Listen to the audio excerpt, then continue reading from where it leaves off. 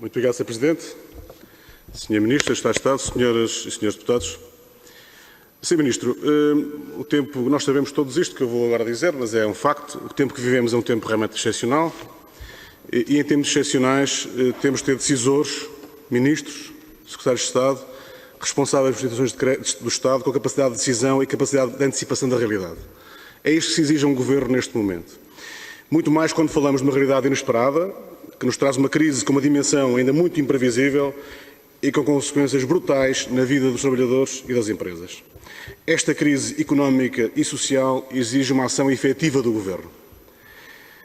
No imediato, o papel do Sr. Ministro, como de todos os membros do Governo, tem que ser muito focado no apoio às empresas para salvar a economia e o emprego. E esta é também uma luta contra o tempo, Sr. Ministro. O Sr. Ministro do Planeamento, de acordo com o que está definido na lei, tem uma missão fundamental, que é formular, conduzir e avaliar estratégias de desenvolvimento económico e social, tendo em conta os objetivos de convergência e de coesão. Bem, se há tempos em que a necessidade da intervenção de um Ministro, para além da urgência na coesão, na solidariedade e na convergência das políticas, este é um tempo desenhado para o Ministro do Planeamento. Esperemos, sinceramente, e digo-lhe isto com toda a sinceridade, que o Sr. Ministro e o Ministério e o Governo estejam à altura destes tempos. Este é um tempo diferente e de grande dificuldade, mas talvez nunca como hoje a importância das políticas públicas que respondem à emergência e das necessidades dos mais diversos setores económicos devem também responder às necessidades da coesão territorial e da justiça nas decisões para essa coesão. Sentido de urgência, equidade na afetação dos recursos públicos, transparência e decisões adequadas. Estes são valores que têm que acompanhar mais do que nunca todos os decisores. Sr. Ministro, vou já a uma questão concreta, depois desta minha introdução, que me parece relevante. Circula a informação que o Governo está a preparar uma fusão de organismos do Estado.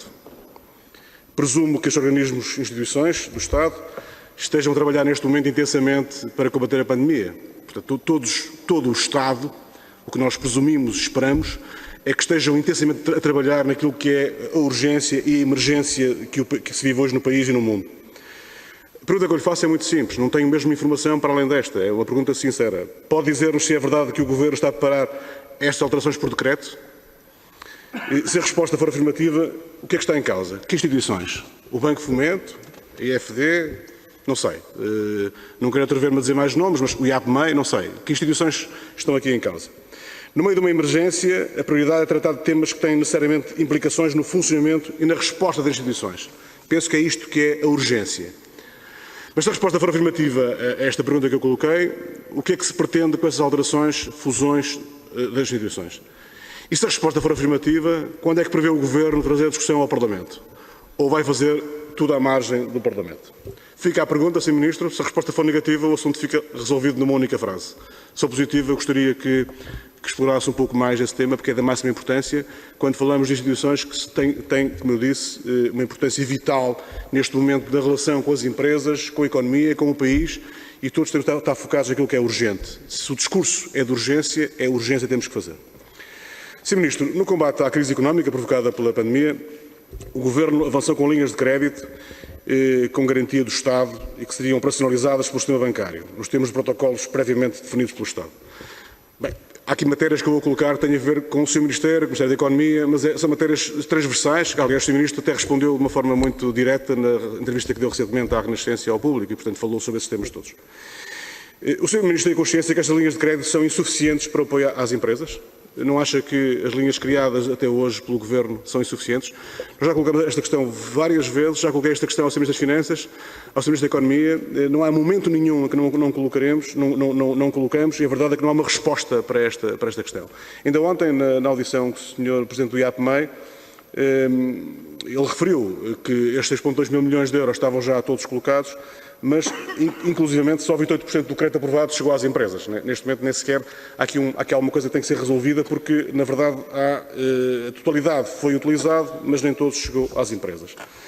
A este propósito, gostaria que o Sr. Ministro confirmasse se esta informação corresponde ou não à verdade. Vou dar um exemplo concreto. Isto é uma pergunta que coloco ao Sr. Ministro do Planeamento e ao Governo, se me permite colocar a questão nestes termos. Uma empresa hoje que submeta uma operação de financiamento às linhas de crédito com garantia do Estado, ou que tenha submetido no passado recente para estes 6,2 mil milhões de euros, esse financiamento é aprovado e devidamente formalizado. Portanto, é aprovado com garantia de Estado, com as SGM, com a SPGM, digamos, as SGMs a intervir neste processo, a decidir o apoio por essa via. O financiamento é formalizado com os bancos e os bancos facultam, digamos, esse montante concedido. O Sr. Ministro pode dizer-nos quanto tempo tem uma empresa para utilizar esse crédito? Esta pergunta é fundamental e vou-lhe dizer porquê. É que eu, a não ser que me digam, esta é uma pergunta que eu coloco, o protocolo que é estabelecido com os bancos e com as SGM estabelece ou não um prazo para utilizar esse crédito. Ou seja, é possível aprovar o crédito, formalizar o crédito, mas ele não é utilizado naquele momento. É utilizado até quando? 2 meses, 1 mês, 1 ano? É que se for 6 meses ou 1 ano, está explicado aqui, digamos, o facto de haver muito montante aprovado e pouco utilizado. Isto é da maior relevância porque estas linhas de crédito têm que ser utilizadas pelas empresas que mais precisam e não para criar aqui plafons nem linhas aprovadas ad eterno. Portanto, esta fica uma questão que eu gostava também que me respondesse o Ministro, acho que é da máxima relevância e gostava de ouvir a resposta do Governo para tentar perceber o que é que está a acontecer neste momento no apoio do Estado, digamos, à economia e às empresas. Na entrevista que o Sr. Ministro concedeu ao público e à Rádio Nascença, desvendou na altura a criação de uma nova linha de crédito de 50 milhões de euros para as microempresas e PMEs. Esta linha de crédito foi totalmente tomada. A pergunta que eu lhe faço é uma pergunta muito simples, Sr. Ministro. Vai ser reforçada esta linha? Não vai? Ela tem virtudes, portanto é uma linha que faz sentido colocar e realmente até há muitas empresas já a concorrer. Ainda ontem o Sr. Presidente do IAPMEI referenciou que recebeu quase 13 mil candidaturas a este programa e, portanto, foi totalmente tomado. E, portanto, há aqui empresas que estão completamente sem poder aceder a este financiamento. Gostava que o Sr. Ministro também me respondesse a esta questão e lhe dissesse se é possível ou não dizer-me se vai ou não vai avançar-se ou não com esta questão.